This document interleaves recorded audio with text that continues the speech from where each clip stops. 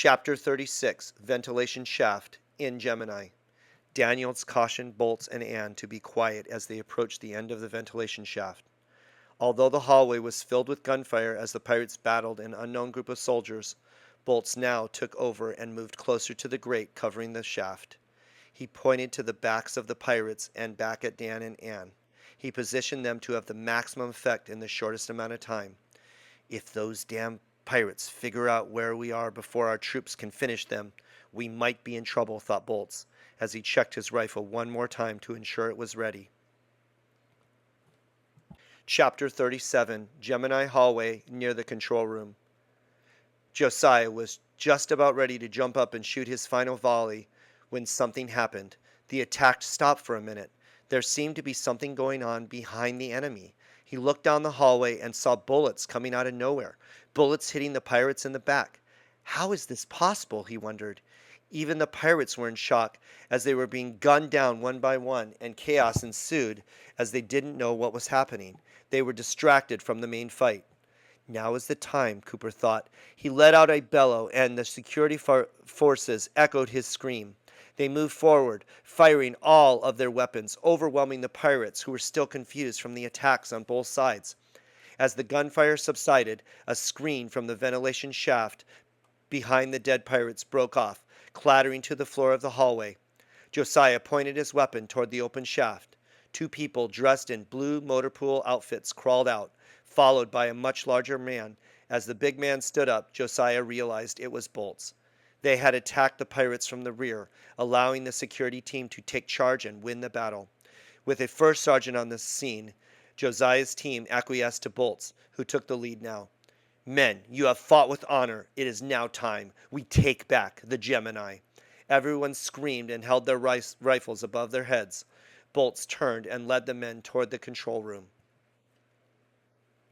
Chapter 38, Outside Gemini.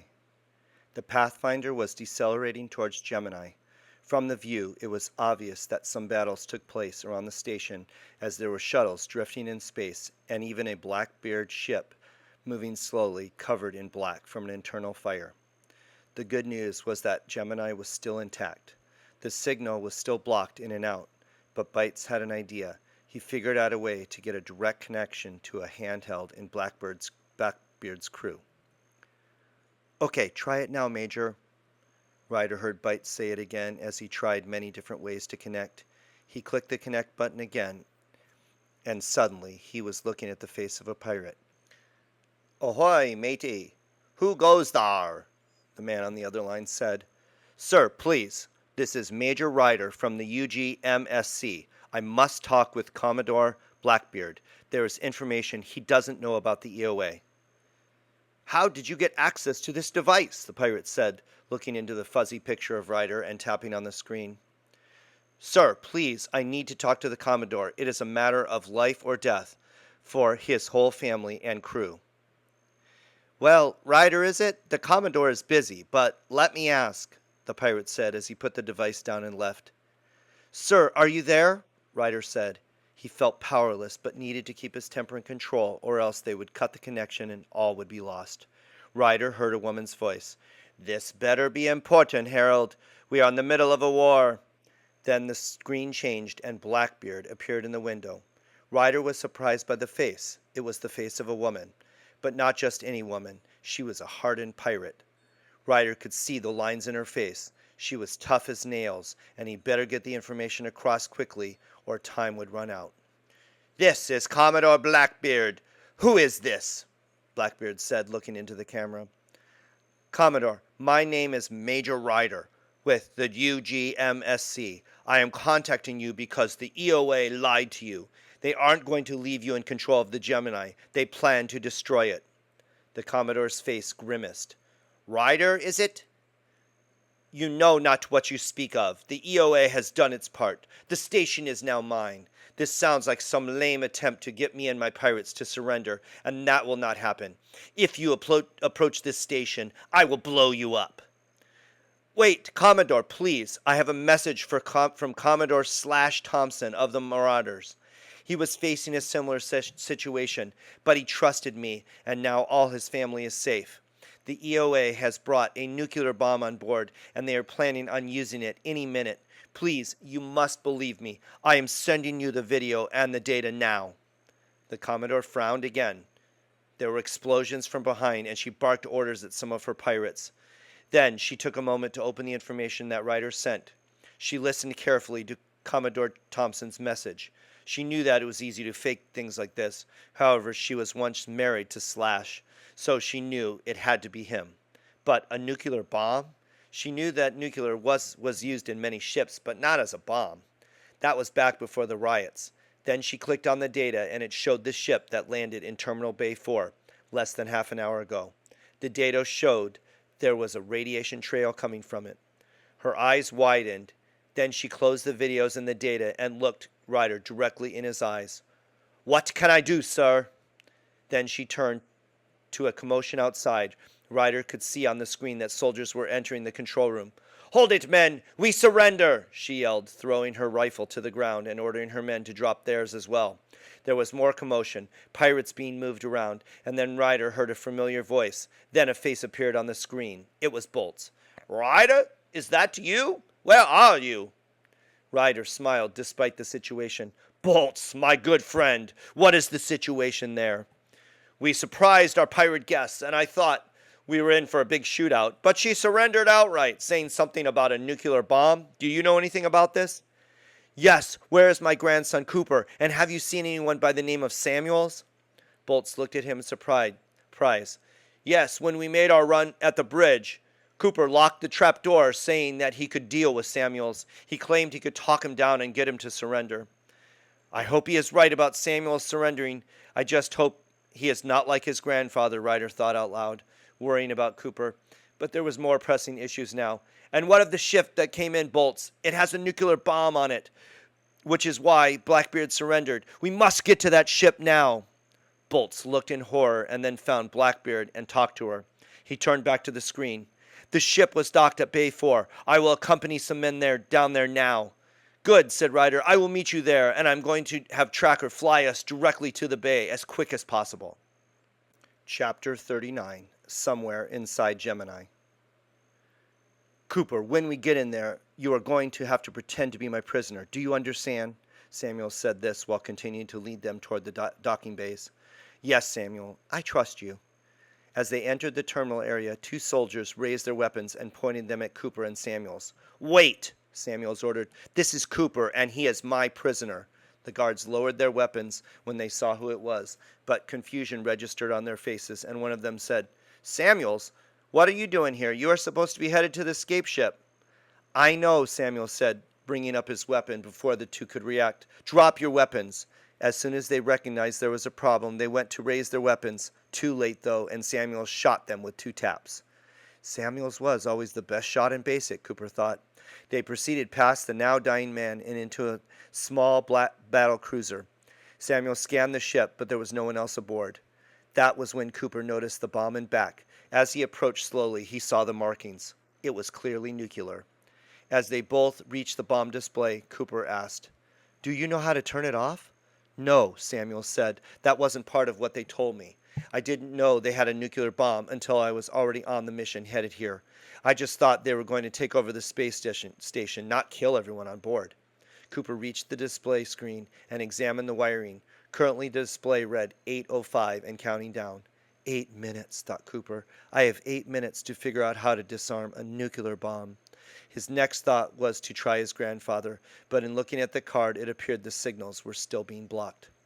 Samuels was at the door, looking back at Cooper. "Someone is coming. What should we do?" Now was not the time for a firefight. Cooper needed all of his focus to disarm this bomb. "Can you close the hatch and lock it?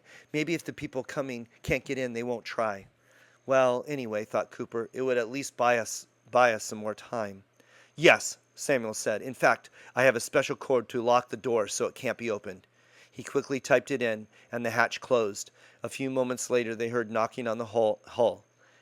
"I don't know how long that will hold him. It looks like it might be some of Blackbeard's crew."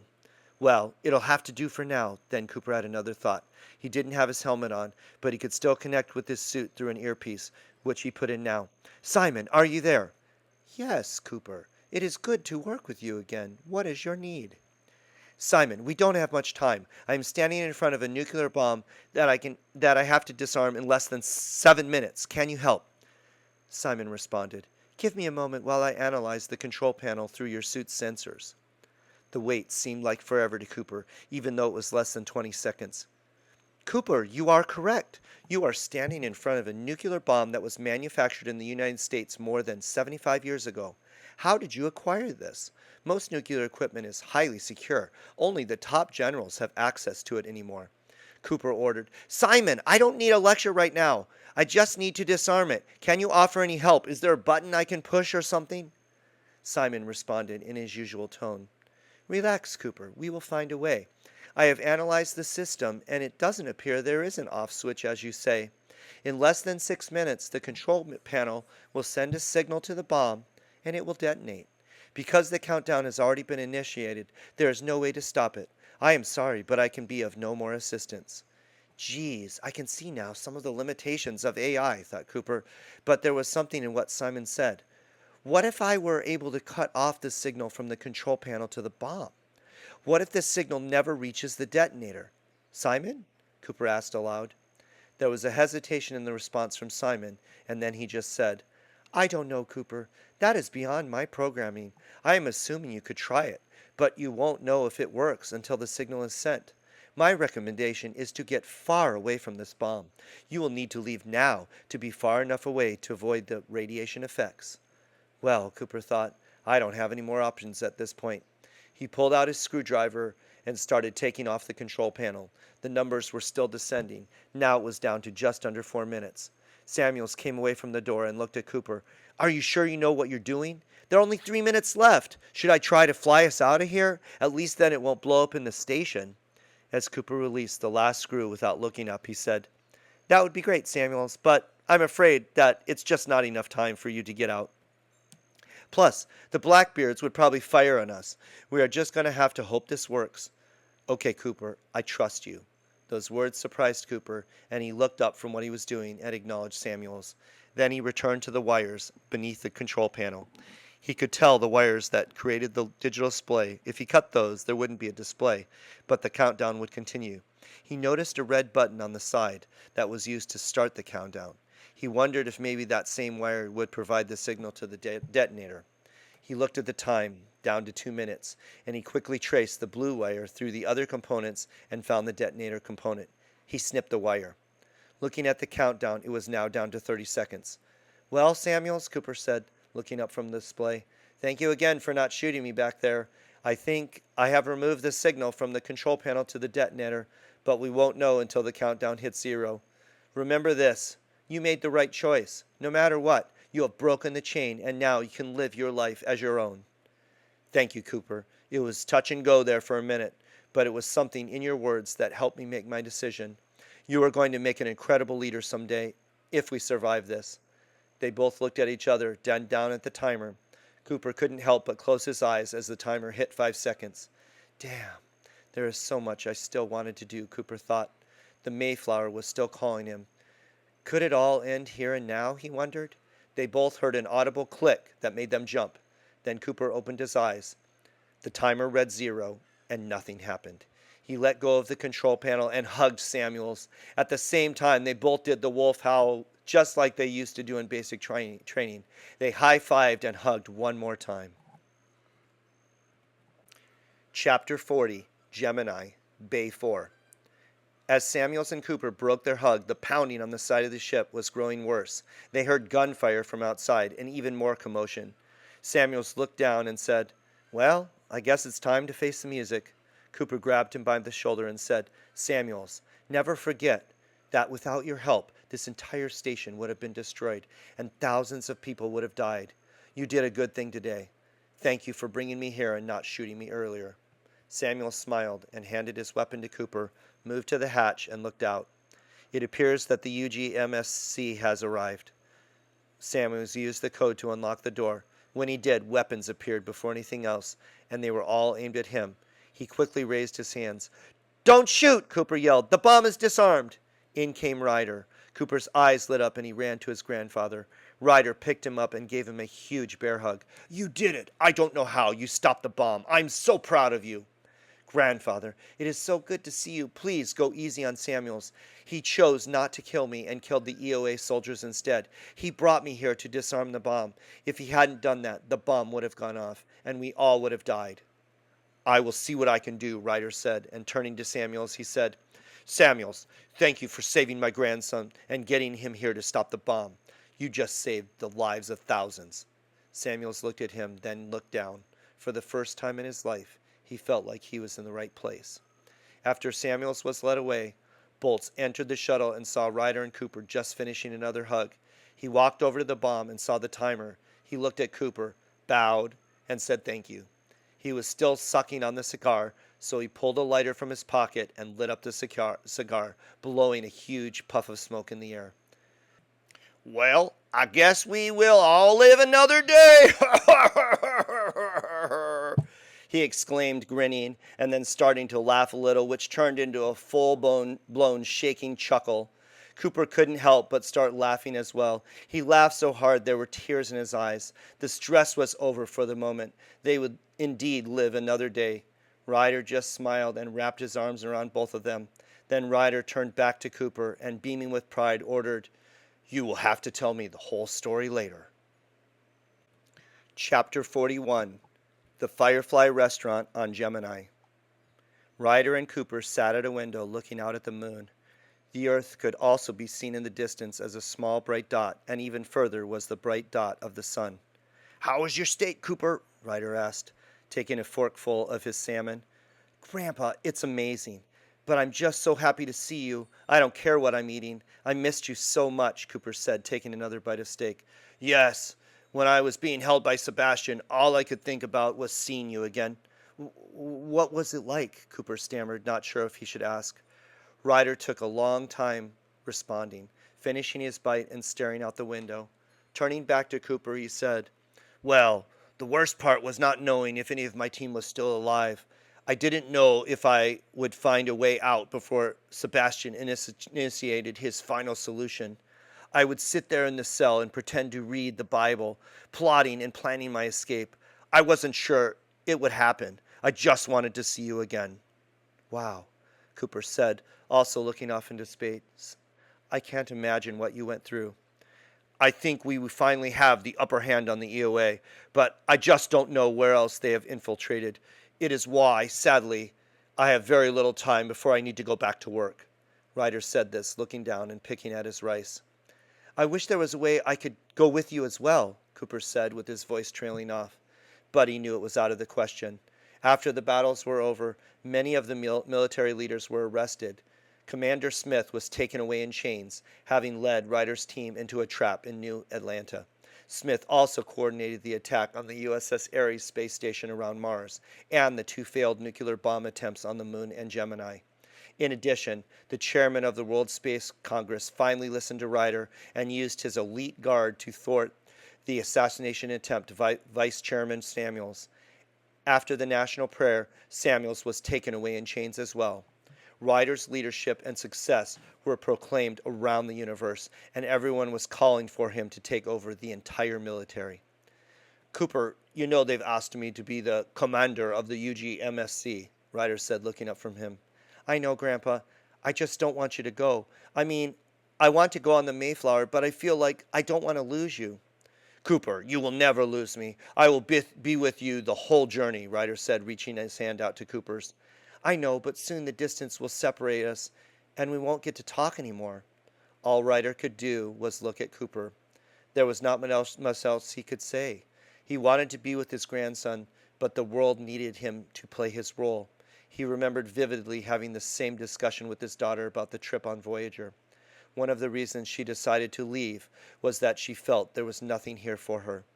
Sarah's mother died at an early age, and Ryder was never around. "I'm so sorry, Cooper, but the military needs me now more than ever," Ryder said, looking down, knowing how much he was hurting Cooper. "Well, don't they need security on Mayflower? What if you just quit and join the mission?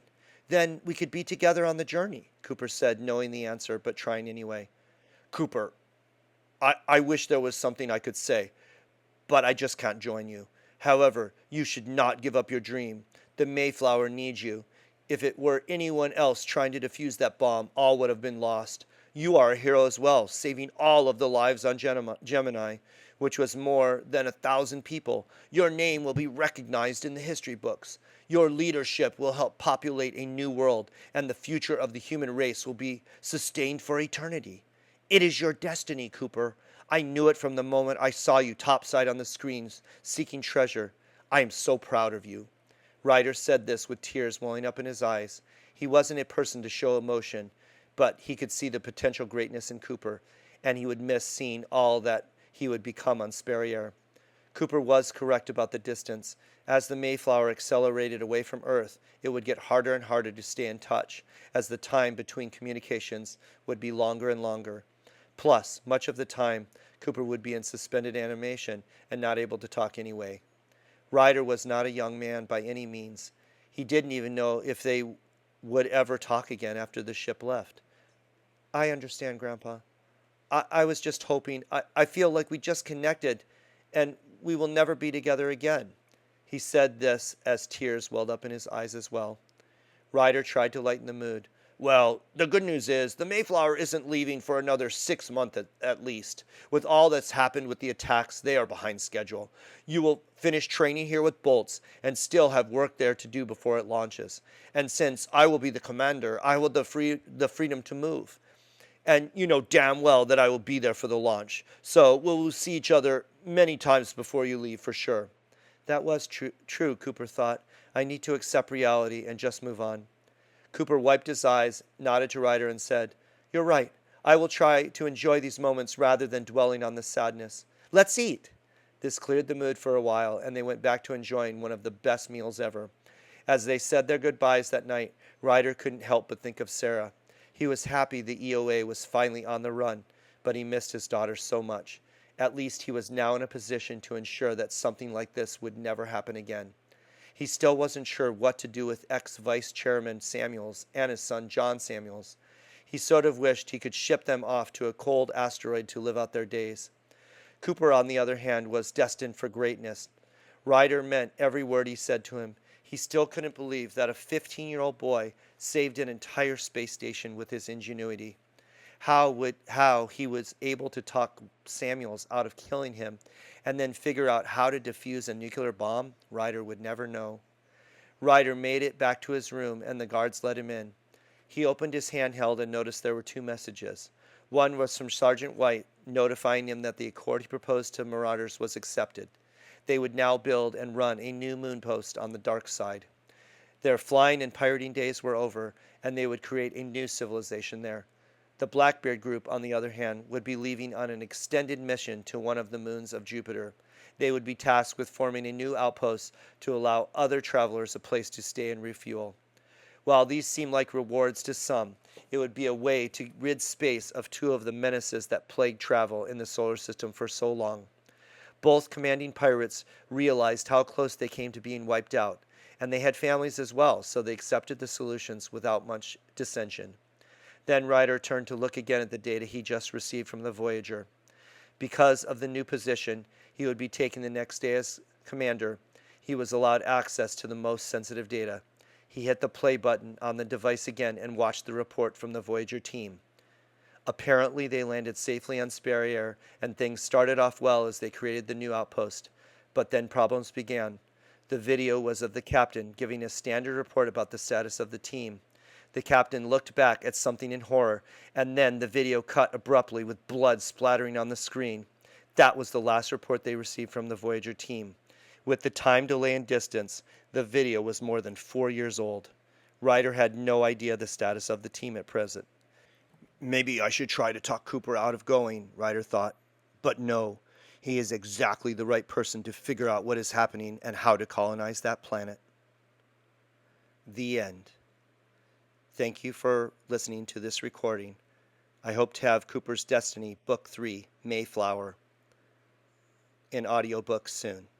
If you want to see it before then, please buy the book at Amazon.